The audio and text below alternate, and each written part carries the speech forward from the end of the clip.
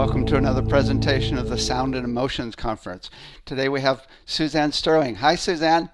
Hi, David. Hi, everyone. Welcome, welcome. What have you been up to lately? Woo, so many good things. One thing I can say is that I'm about to launch a new course, new Voice of Change course, and I co-founded a spiritual musicians collective called the Oracle Collective. We are just about to launch a grand experiment to support all spiritual musicians everywhere. Tell me more about that. How's that work? Well, we're bringing together chant artists and musical artists in the spiritual category, even though there's not a spiritual category of the Grammys. We're actually trying to advocate for more categories in the Grammys for spiritual artists and a way for us to work together to uplift the community, to bring more visibility to the community and the music itself and the healing benefits of the music itself, and to support all the musicians because in COVID, there have been a lot less ways for musicians to make money, support those musicians and being together as a collective, learning together, sharing resources, and really just not only supporting each other, but supporting our fans in finding new artists and supporting the world at large to understand the power and the majesty of spiritual music. So Excellent, we have excellent. a hundred global artists already in the collective, and we're Oh, expanding. oh, oh, cool, cool. Yeah. Let me read your bio. Okay. Sure.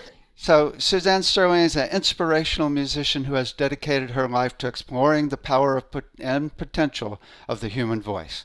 She has poured her voice into making beautiful, transformative music, as well as generously guiding others to help find their voice, courage, and creative freedom through her Voice of Change trainings. As both an artist and teacher, she's devoted to serving the power of collective song and co-creating a world where we remember that singing is our birthright. Suzanne is also a respected social activist and the co-founder of Off the Mat Into the World, a nonprofit organization renowned in the global yoga community that is focused on bridging the tools of yoga with sustainable conscious activism and effective community action. Often referred to as a musical priestess, Suzanne's transcendent music merges elements of electronic dance music, sacred chant, global grooves, and ritual to transport the consciousness of listeners. She's headlined in many festivals and has recorded over 30 years, 5 solo albums, and worked with a lot of other artists. She's also been in many, done music for many films and theaters and DVDs and gifting at Burning Man Festival and the award-winning Vinyasa Flow Yoga 1 and 2 with Sean Korn, produced by Gaiam Inc. And as she just mentioned, she founded the Oracle Collective as well. Cool, cool. Tell me more. I've never really heard what Off the Mat does. Tell me more about it. Well, yeah, off the mat, we began by wanting to aggregate and support yoga practitioners into stepping into their purpose. And a lot of times, what happens when people start doing yoga is they start wanting to serve, be of service in the world, but just not knowing how necessarily. So we started doing some trainings around social justice and deep self-inquiry about how to serve and giving people practical tools about how to serve, finding the voice being one of them, and over and visioning projects that might better the world. And so over the last 16 years we have helped people create their own projects, service projects, and I ran our global fundraising program where we raised $3.5 million over Wow. 8 years and took people all over the world to do service humanitarian trips. And so basically Off the Mat's a training organization supporting bringing spiritual ideas and even spiritual embodiment out into action in the world. How do we serve the world? If we've done all this work inside, then how do we actually live into those principles and begin to change the systems or structures that created the suffering in the first place? Excellent, excellent. So your presentation is on trauma. I think if you just live on this planet, you're already traumatized. Yeah, no doubt. Especially right now. But yeah, it's true. Living includes trauma. But the interesting thing is I think all trauma is bad because trauma is actually a stressor that is beyond our capacity to cope, right? There's a difference between stress and trauma. But there's a bell curve. We need some stress in order to build resilience and build strength So there's this way in which if we don't have enough stress, we don't actually build self-initiative, we don't build the courage and strength and resilience that we need to be in this world, which is very challenging at times. And then there's this perfect amount that allows us to be functioning adults. And then there's the too much, right? And if we go into the too much end of the spectrum, then it becomes trauma. It overwhelms our capacity. And there's a lot of talk about trauma in the world right now, but I think it's really intriguing that we are starting to learn that we can actually stop the cycles of violence or the cycles of trauma that we inherited from our ancestors and that come to us from just living in the dysfunctions of the world today. We have a lot of tools about how to heal those, and hallelujah, we get to do this work of healing, right? It's a privilege. I saw a study where they actually showed scientifically that the trauma from past generations actually definitely gets carried through to our DNA. That is correct. Yeah. Okay. Well, I'll just let you blast off. So I'm really excited. It's so important. It's so important because so many people are just living in this trauma state, right? And it's just stopping people from shining. I agree. Yeah. Yeah. Cool. So yeah, I want to just dive off from that, David, and say that one of the things that I always say that I think is really important is that human beings are hardwired for self-expression. It's who we are at the basis, at the core. But we're not just hardwired for self-expression in isolation. We're actually hardwired for self-expression together. That also is who we are. And our nervous systems deeply respond in a healing way to being able to be in that state of aliveness, we could say, or that state of expression in community with others. And it helps us to not only self-regulate, which is to come to a state of, deeper state of health, a deeper state of balance within ourselves, but also to co-regulate, to understand that we are in a world that is in which we are interdependent and our actions matter. So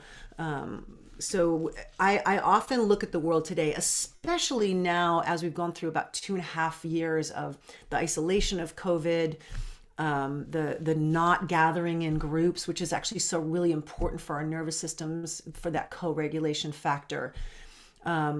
We've had these 2.5 years, but even before that, I think that many people are walking around in a state, in a like a mild or an even extreme state of what's called the freeze response, which is this, I'm okay, right? When actually we're actually not okay. And part of what's making it not okay is that we have lost, or we have civilized ourselves away from the very expression that we need, right? We've lost rituals. We've lost ways for human beings to come together and be in our bodies and express the intensity of being human. And that intensity is not always bad. It's sometimes good, right? How many places do you have in your life where you can go into states of like pure joy and woo ecstasy and be comfortable with that and not feel like you're weird or crazy, right? It's very difficult for us to find those places where we can really be in true ecstasy and joy together, where we can also really be in true grief and sorrow and maybe even true rage together. And that is the human experience. So human beings are like walking antennas. We are extremely sensitive, way more sensitive than we think. We're picking up information all the time through our eyes, through our ears, through our whole vibrational being. We respond, right? And in fact, we're made to respond. We're made to respond to everything that impacts us. We're made to respond to everything that impacts us. That is to say, when something horrible happens, we have a response, whether we admit it or not. Something horrible happens, like maybe someone has a car accident. Oftentimes when people have a car accident, they begin to this shaking motion, and the appropriate response is to let the body feel the terror of that life or death situation that just happened. Whereas many people, we've been conditioned to just say, I'm okay. And we kind of contract in. But then maybe later there's a post-accident kind of, result, right? A medical result or a physical result. And that may come from that contraction, that not admitting the terror of the moment. Ultimately, when something wonderful happens to us, we're also made to respond to that and to have an expression, have an emotion. But for some reason, today, many of us are conditioned and taught to be small, to be quiet, to not make noise, to not make waves, to not have that original human experience. It's only, it's only the professionals that get to express themselves. And again, especially in COVID, we don't even have places where we can necessarily go and dance anymore. Never mind use our voices. That's something that we've been conditioned to deeply fear, especially collective voices, right? Even though that is what humans have been doing from the beginning of time. From the beginning of time, humans have gathered to move emotion and intensity through our bodies. We've gathered to lift our voices together. We know the power of the collective voice, but we've somehow said that's bad, wrong, wild, too primal, out of control, chaotic, whatever it is. We say no to it. And I know from trying to bring it back in and normalize it in our culture that it still scares us. It still scares us. And I think I know why. And it's because of this wonderful thing called resonance. Resonance is, one of the things that we study at the Sound Healing Institute very intensively, which is this idea that if two or more vibrational patterns match up, there's an amplification of the field, right? So it's like when an opera singer sings the note that matches the wine glass and it shatters. This is what happens in our bodies with sound. If we actually find the empty places in our body where sound resonates or gains that power without any force, we begin to have a very different experience of the medicine of our own voices. So we are resonating chambers, human beings. But also when human beings come together in collectives and we move together, breathe together, sing together, not only do our heart rates begin to match up, our respiration begins to match up, our brain waves begin to entrain, but there is an amplification of the field. There's a collective resonance that happens, and that is a powerful, powerful thing. It's something greater than the sum of its parts. And so I believe that this is why we have been taught to fear our individual voices and our collective voices, because there's power there. There is great power there. So back to trauma. Why do I say that I believe that many of us are walking around in this state of freeze? Well, some of the symptoms that I know that are endemic in culture today, some of the symptoms might be isolation, or some of the symptoms might be excessive amounts of addictive behavior. Some of the symptoms might be a sense of anxiety or panic attacks. Many of these coping mechanisms are symptoms of this too much energy in our system. We have too much running through us, whether it's emotion or stimulation or traumatic events that have happened to us that are still moving through us, that we haven't been able to process, that we haven't been able to rinse and release. And they're changing us. And part of what we're doing is trying to self-regulate. I have a friend who says we're always trying to feel better, whether we're taking a yoga class or drinking alcohol. We're always trying to make ourselves feel better. That's what the nervous system wants to do. And if we give it some tools and resources to do that, to come to self-regulation, to release and rinse the trauma out of our bodies, out of our systems, then we have a better chance at living lives without some of these difficult conditions, right? And then even over time, as we are organizing and tensing around the things that are too much for us to deal with, that feel chaotic and out of control and painful, if we're tensing around them, we often even begin to organize around them, especially stuff that happened to us as children. Because as children, we are definitely powerless. We are definitely overwhelmed by traumatic events or chaotic events. We organize around those, and those organizational places, those places of contraction or tension, over time have the potential to become diseased, right? And often what that looks like is it's a place where the life force is not able to flow. right? The life force, chi, prana, whatever you call it, wants to flow. So if we look at, the system of understanding feng shui, it's really natural systems, human systems, many systems exhibit healthy behavior when they are moving, right? So the energy must move is basically the principle here. Our energy must move. It must have freedom of movement. When we contract on a situation or a traumatic event, what happens is we stop the movement. And again, over time, that can become a calcified or a contracted place in us. Maybe it's heartbreak, right? The heart just clenches down on that heartbreak and goes, I'm not going to love again. I'm not going to expand again. I'm not going to love again. I'm going to protect myself. And that is a normal response. That protective response is a fabulous response, actually. But if we're holding on to it and it's no longer necessary for us to hold on to it, what can we do to find that sense of expansion, that sense of flow? Is we can begin to learn how to release those blocks. And the beautiful thing about it is that sound moves matter. Sound moves matter. Sound moves matter. So sound can support us in shaking up those calcified places, moving that energy out, bringing us to states of groundedness, connection, openness, and flow. So I'm just going to take a moment here and ask you to notice if you feel connected right now, if you can feel a sense of being held on the earth, the deep, slow vibrational pattern, the frequency of the earth matches the frequency of our brains when we're in deep meditative states.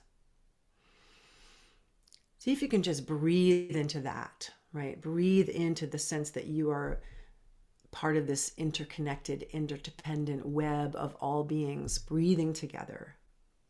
We're quite literally breathing with the trees right now. And notice if that has an impact on your nervous system. Maybe you breathe differently. Maybe you have slowed down a little bit. Maybe you feel a little more at ease or at peace.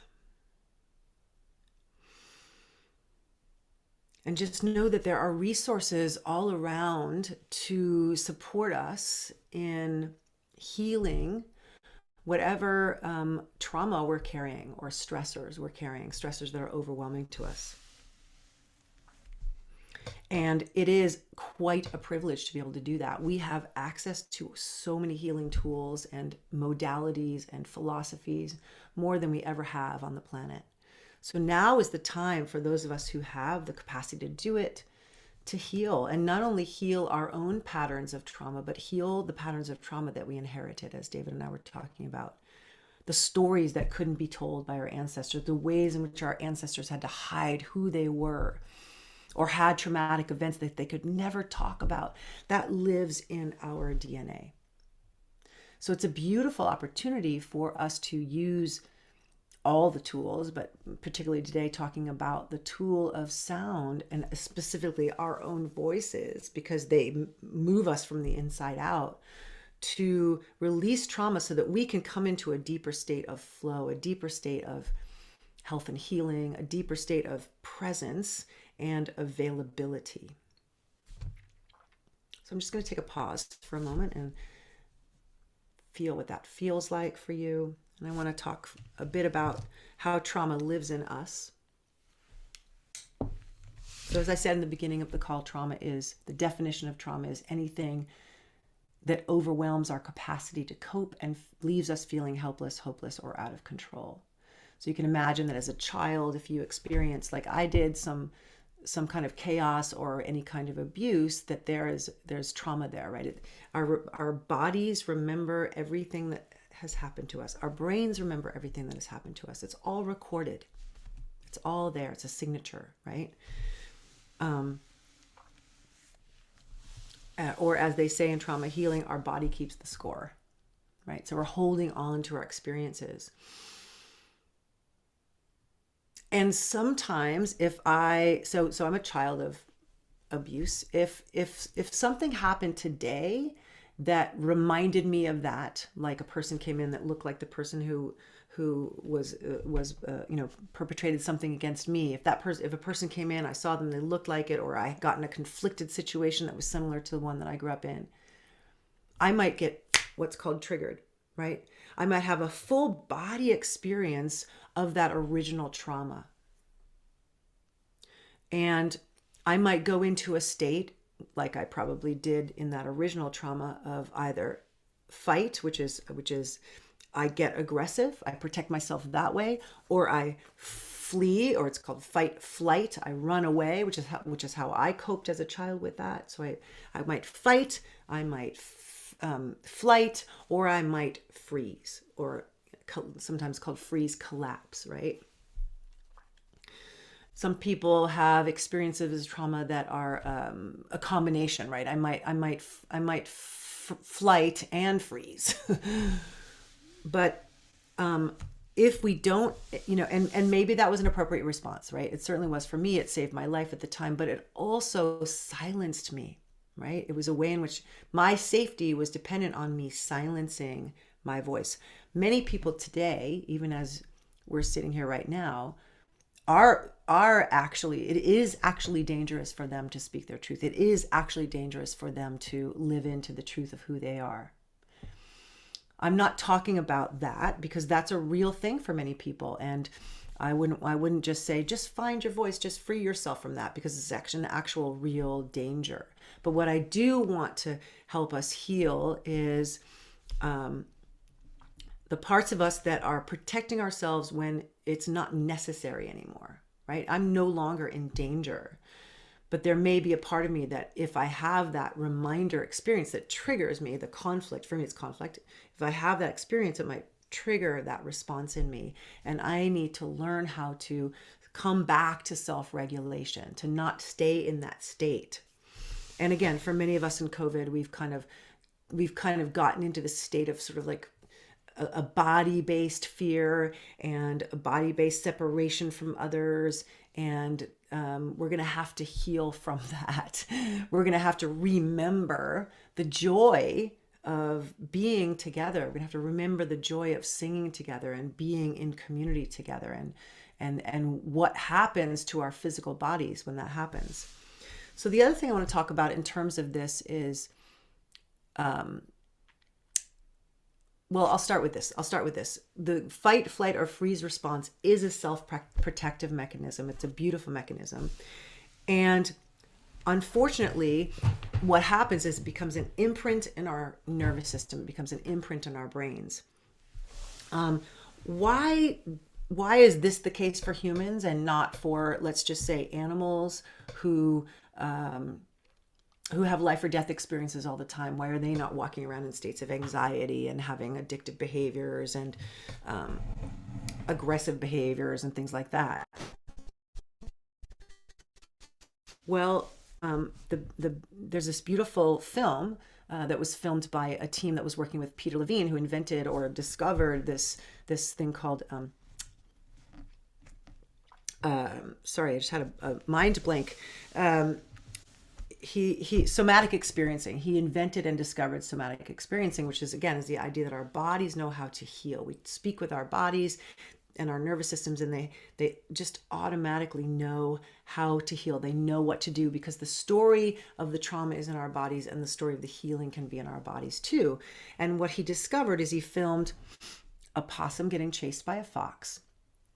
And the possum is too small to run from the fox. It's too small to fight the fox. So what does it do? It lays down on its back and it plays dead. It plays possum.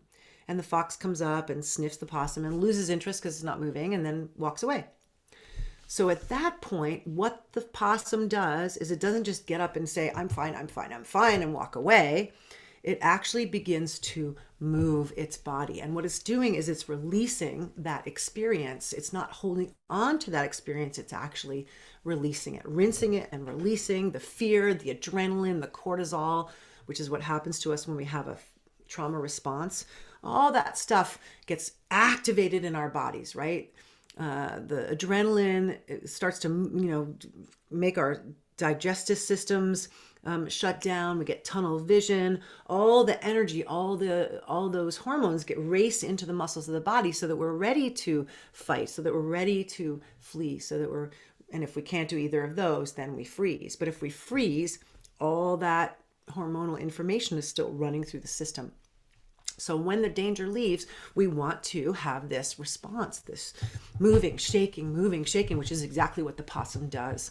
And if you slow down the film, the possum actually is doing this action, which is running, right? So to the nervous system of the possum, it got away from the fox. It doesn't have to carry that experience with it. This is the natural animal response, right? So, maybe a natural response for us if we go through a traumatic or a dangerous experience or something that's shocking to us, maybe a natural response would be I've tried it after something intense or scary, and it actually does work. It brings the body back into a state of self-regulation. Now, sound can do that too. We want to actually not just do the movement, but we want to actually create sounds, and maybe even on a daily basis, that allow us to move the terror, move the rage, move the grief, move the sorrow, move the joy, move it through us. We are instruments of release, instruments of expression, right? So every day in my practice, I am moving energy. I am releasing what I don't want to carry or hold on to. And I do this as part of my daily practice because I feel life intensively. Maybe you do too.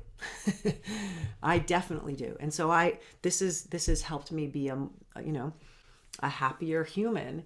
And then imagine if we were actually able to create or remember how to create rituals where we give ourselves that option collectively to move through the intensity, move toward those states of joy and connectivity and co-regulation.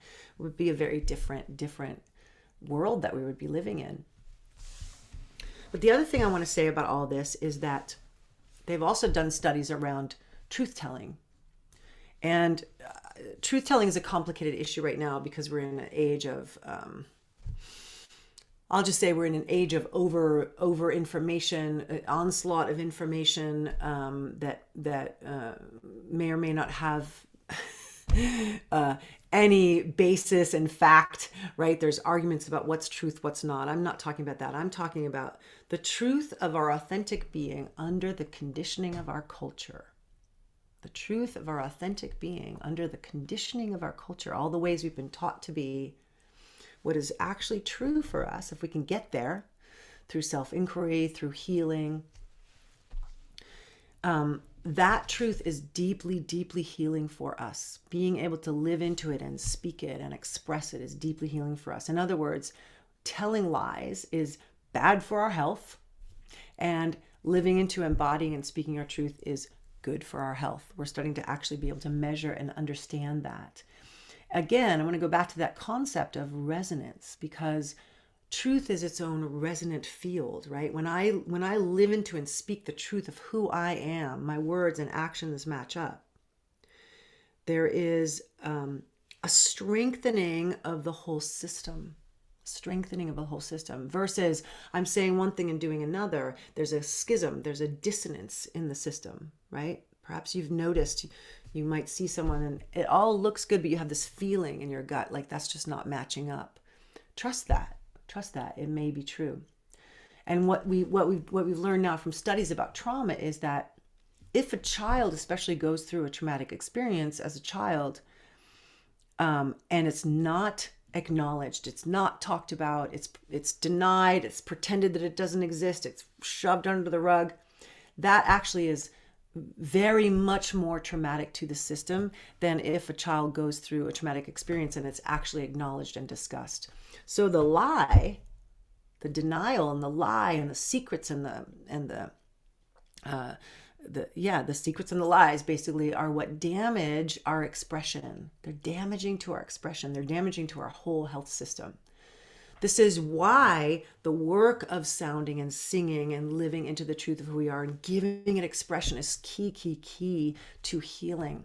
It's like letting ourselves out of the protection that we had to create to save our lives.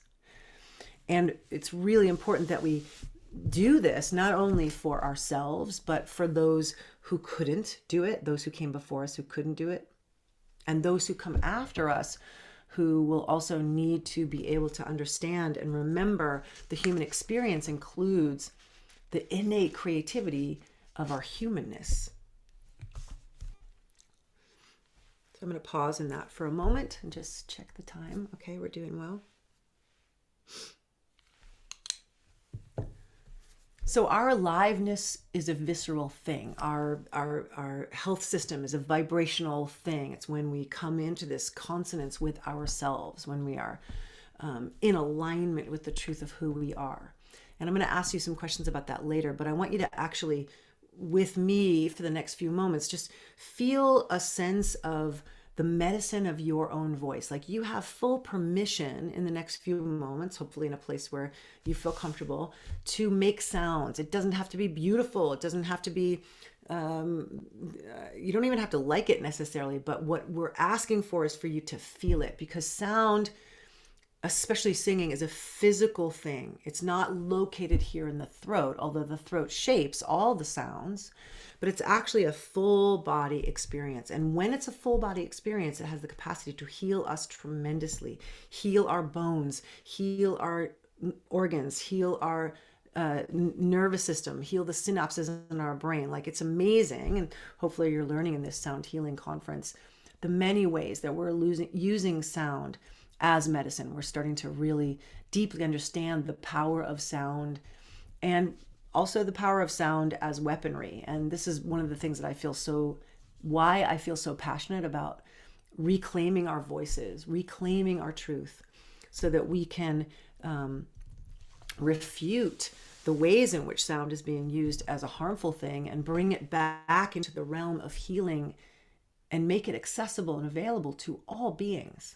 Everybody has a voice, except for people who maybe have some injury or some handicap in that way. But many people, unless there's a physical thing going on, many people who think they don't have a voice or can't sing actually just don't understand their instrument. This is our instrument. It's a full body experience. It includes the vocal cords, but it actually must engage the whole system. Okay, so the first thing we're going to do is just stand up if you can. I'll put my screen up a little bit. And I'm going to invite you to just shake your body a little bit. So you, especially if you've been sitting, shake your hips, shake your spine a little bit. Maybe roll through the spine or roll through the shoulders. Find some looseness, find some capacity for a little bit of movement of the energy of the body through the breath. Feel your feet on the ground. Maybe bring your weight side to side, bring your hips side to side. Move your arms a little bit. And then as you move your arms and your spine and your hips, start to make some faces. Like stick out your tongue. Release some tension in your jaw, your face. Not really showing any face. You don't have to show anything. Just letting go of what's called the muscles of social engagement. Okay, that's these muscles in the teeth, tongue, the jaw, the face. We're just letting it go. Make a little sound as you release. And I just want to say in this moment, if there was some point at your life that you were told that you could not or should not sing or find your voice or speak your truth, first of all, I'm very sorry. That certainly happens to many, many people. You're not alone. If you've been yearning for a sense of self-expression, a yearning for a sense of being impactful in the world, speaking a truth that you know needs to be spoken, you're not alone. This is a huge part of the work of these times, and now's the time to do it. So I want to give you some tips and tools. First, we're just going to breathe into the body, not just the lungs, but the body itself. So you're going to take a big breath into the intercostal muscles, which is these rib muscles here. Big breath, expand them in all directions, as big as you can. Hold that breath, and then as you exhale, bring the belly in toward the spine. Say ah. Ah.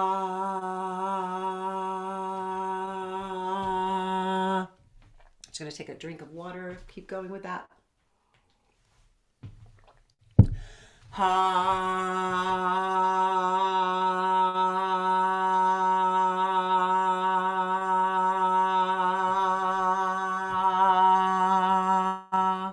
We're going to do 2 more of those. See if you can engage these core muscles, right?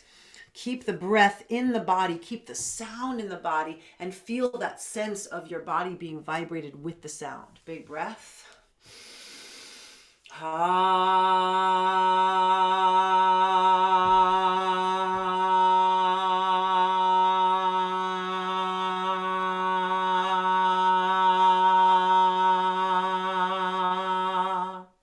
And one more. Big breath into the ribs.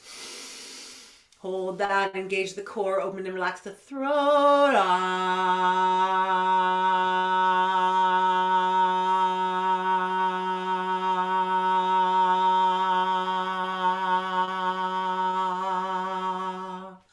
So you're holding the sound in the body, getting that sense of resonance, right? So the whole body becomes an empty chamber for the sound. The sound finds that expansion or that resonance, and then it just stays in the body, and it starts to massage your body from inside out, and then it begins to move out into the room, okay? We're not sending the sound out. We're actually holding it in and letting it move us and move through us. One more of these. Big breath.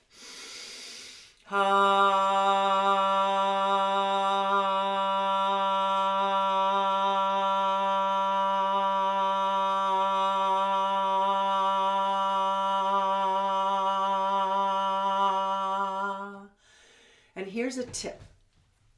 Here's how you know that you're doing it correctly, which is it doesn't sound like you're making the sound, or it doesn't feel like you're making the sound. It feels like the sound is moving through you. It's singing you as opposed to the other way around. Okay.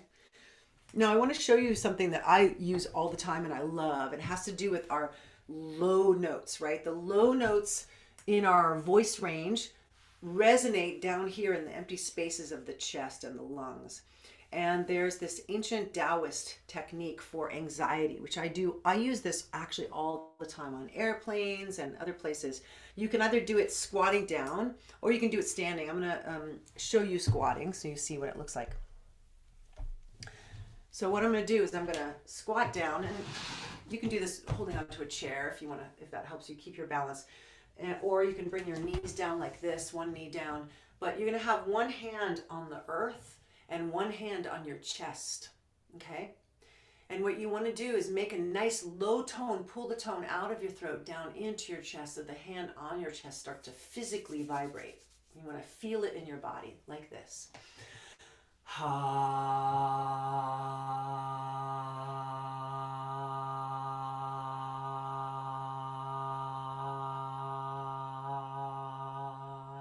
We're going to do that again.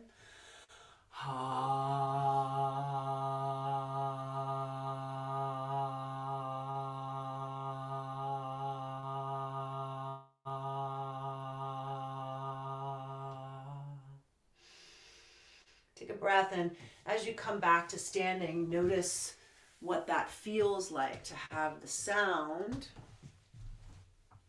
physically vibrate in your body. That's what we're going for, okay? The sound physically vibrates in the body. Might notice a little relaxation, a little calmness. So if you are in an airplane or if you are feeling anxiety at some point, drop down, connect with the earth, feel those nice low tones physically moving you from the inside out, okay? Next, we're going to make a mid-range tone. You can stand or sit. What I like to do is imagine that I'm sending the sound out in all directions, right? So rather than just sending it out from my mouth, I'm feeling my legs, my feet, the breath across the ribs, the core abdominals engaged, and I'm not pushing or forcing that sound. I'm just letting it fill me up and then move past the edges of my body.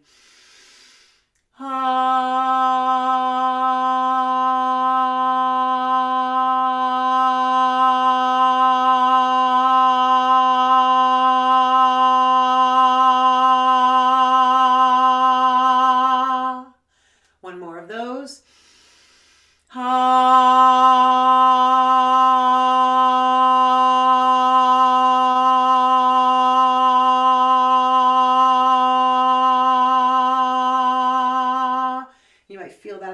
back of the throat or the back of the heart. And then the last one we're going to do is E, right in the center of the head, just a beautiful, soft, fully supported, effortless E vowel right in the center of your head. E.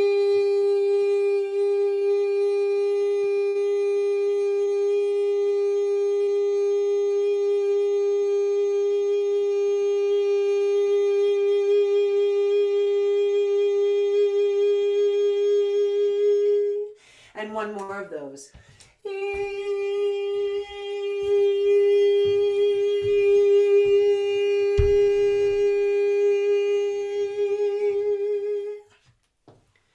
And now we're just going to simply, now that you know the vocal territory of your body, I'm going to play one note, a drone note, and I'm going to invite you to just simply play with your own voice, meaning go through different notes, different parts of the body, and notice what notes feel good to your body. Notice what notes feel grounding. Notice what notes feel like they're just bringing this deep sense of wellness and peace, or a sense of vibrating right in the parts of your body that hold on to tension most, okay? So if your heart feels like it's holding on to tension, send a sound right there. Or maybe it's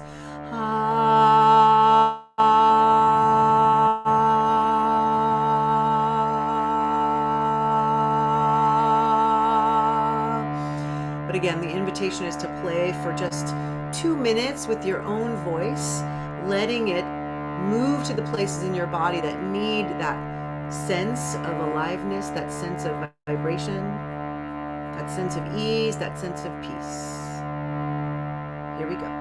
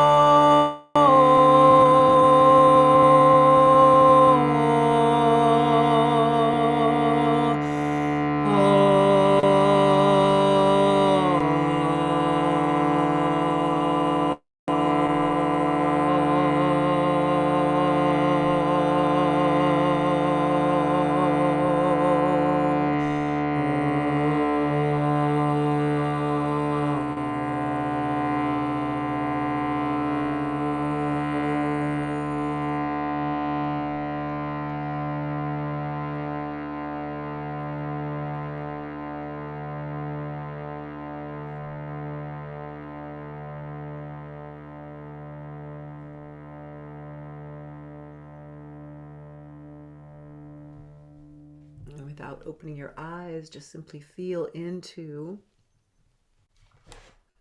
the impact of simply allowing your voice to find its way to those places in your body that need that vibrational quality, that need that particular frequency, that need you to give permission for it to do its thing, to do its wise and wondrous thing. Okay, So keeping your eyes closed or opening them, your choice. I'm just going to invite you to go into some self-inquiry now about your voice. So take a deep breath. Feel the impact of your voice. Maybe make a sound on the exhale.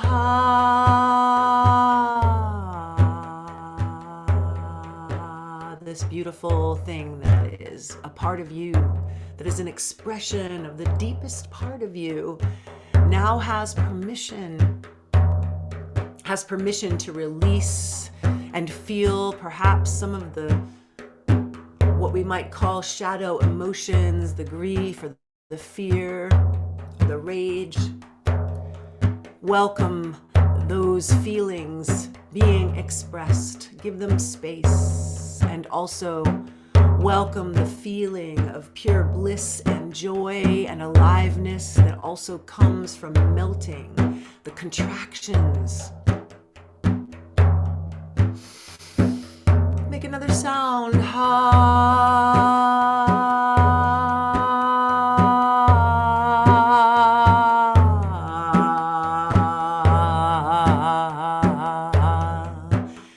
And if there is a part of you that perhaps knows what I've been talking about, knows the ways that trauma lives in you, the ways that you've contracted around it, perhaps today can be an invitation to give yourself permission on a daily basis to move and sound and sound and move, knowing that it is part of your healing path.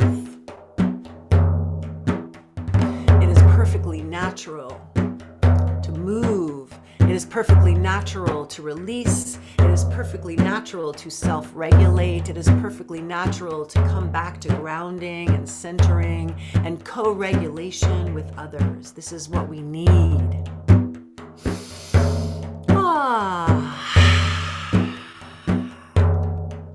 And I'm going to invite you to consider in this moment the places where you actually can live into and speak and embody the truth of who you are.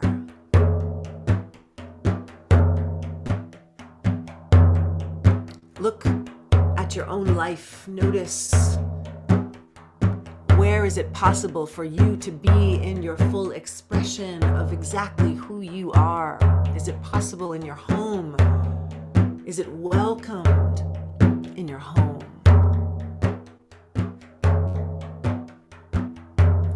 Is it welcomed in your spiritual community? Are there others who see you deeply and honor and welcome your truth, your authentic truth? Are you able to live into and embody your truth in the place where you work or the way in which you work?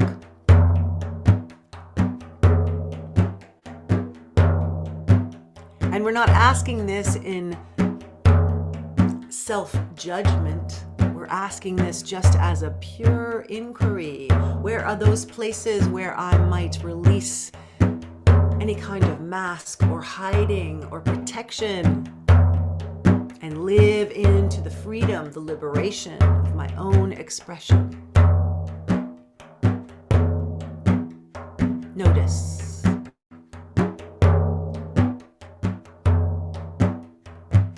And also, perhaps notice what you were taught as a child about your voice and your self-expression and your big emotion. Were you able to have a voice in your home? Were you able to be who you are? Was your voice welcomed? Was it dismissed, or was it perhaps even silenced? You are not alone. You are not alone. So many others living with this silencing, wanting to break free, wanting to be with others, wanting to be seen and heard. This is our birthright.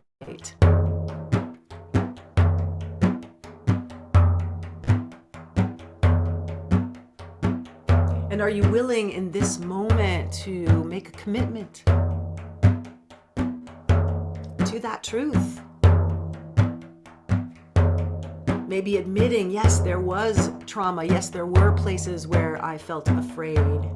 Yes, there were places where I shut down. And that's okay. But in this moment, I commit to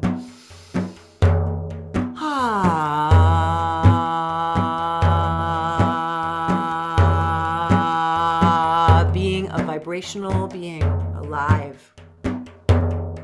Alive. Alive.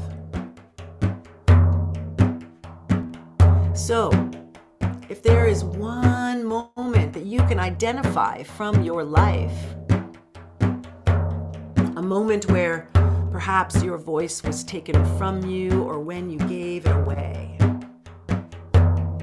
One moment, the first moment that comes to your mind. Use your voice now to call it back. Reclaim your voice from that moment. Retrieve it. Say perhaps the thing you weren't able to say in that moment, or sing yourself back into your body. Sing that voice from that moment back into your body in this moment. Use your voice to do it. Here we go.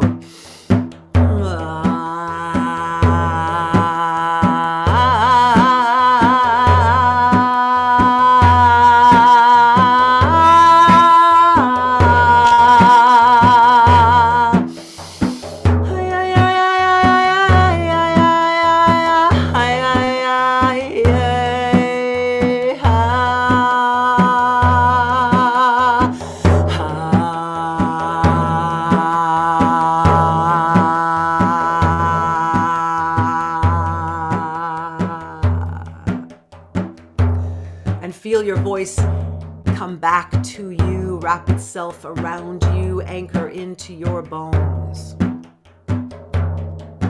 My voice. My voice. My voice. My voice. My voice. My voice. And as the drum fades, you bring yourself back into this moment, back into your body in this moment, perhaps bringing your hands to your own throat.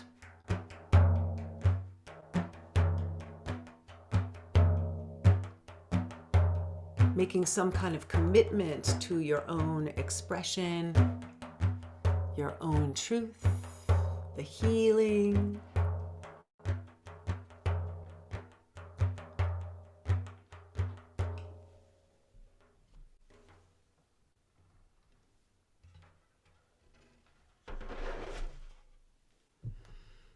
And we're just going to sing a very simple chant for the next few moments to close.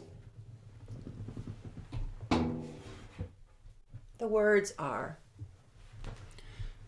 may we remember, may we remember, may we remember who we really are. You can sing with me, you can make up your own parts, you can sing harmonies, you're in hopefully the privacy of your own home. You can just simply have fun with this. This is our closing commitment prayer, dedication. May we remember, may we remember, may we remember who we really are. May we remember, may we remember, may we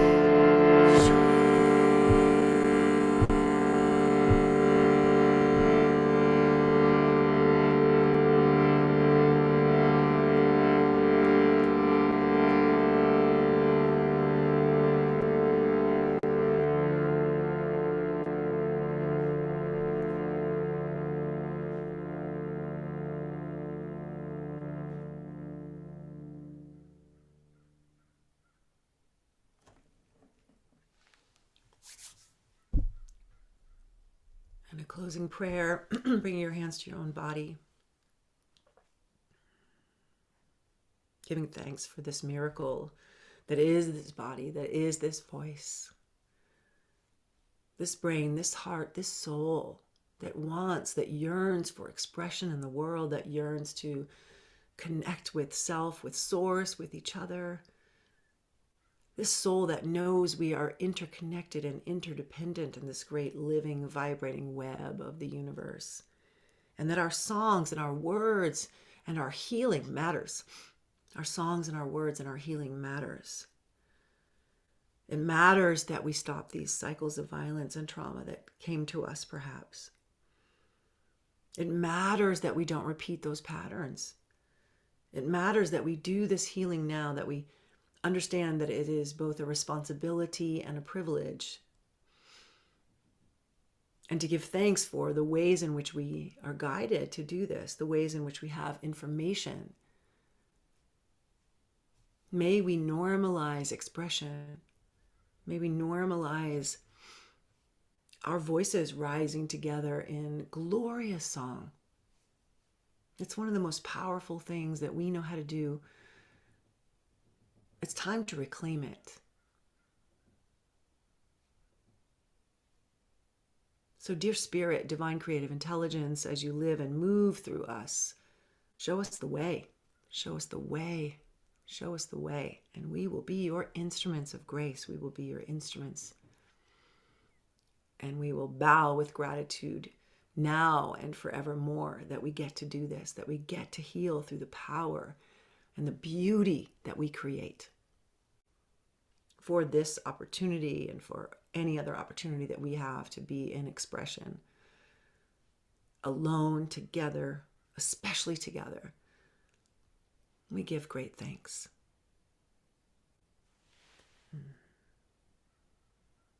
Blessed be. So thank you for joining me today.